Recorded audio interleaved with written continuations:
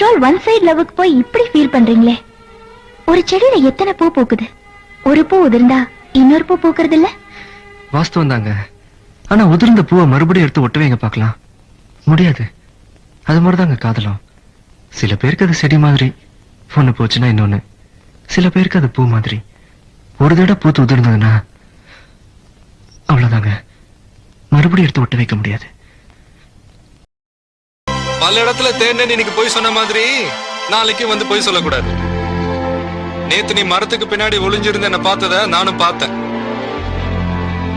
உன் மனசுல என்ன இருக்குன்னு எனக்கு நல்லா தெரியும். இருந்தாலும் நாளைக்கு நான் காத்திருப்பேன். ஒருத்த வந்து தான் ஆசைய சொன்னா புரிஞ்சுக்க ட்ரை பண்ணுங்க. எங்களோட மனசு புரியலன்னா பரவாயில்ல, கடைசி வரைக்கும் முடியாது, மூஞ்சில அடிச்சு சொல்லுங்க, தப்பு இல்ல, தப்பு இல்ல. ஆனா தயவு செஞ்சு காதலிக்கிறன்ற வார்த்தையை பழி வாங்குறதுக்கு ஆயுதமா மட்டும் யூஸ் பண்ண தாங்க மாட்டோம்.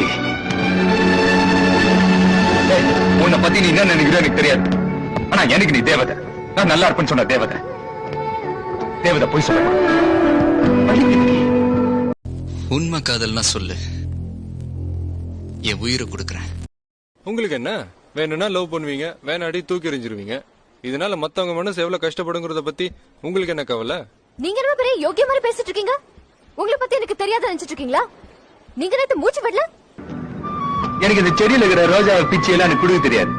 என் காதல மொத்தமா போட்டலாம் கட்டி ரிப்பன்லாம் சுத்தி எனக்கு குடுக்க தெரியாது.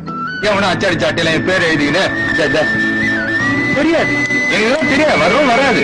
நான் இப்படிதான், என் ஏரியா மாதிரிதான், இரும்பு தவிர மாத்தான் எனக்கு பேச தெரியும். காதல் வேணும் வேணும் தேடி பொறுப்ப கிடைக்காது. காதலே வேண்டான்னு கழுத்து தட்டின உடனே அது நம்ம தோலை தட்டி கூப்பிடும். அதாங்க விதிங்கிறது.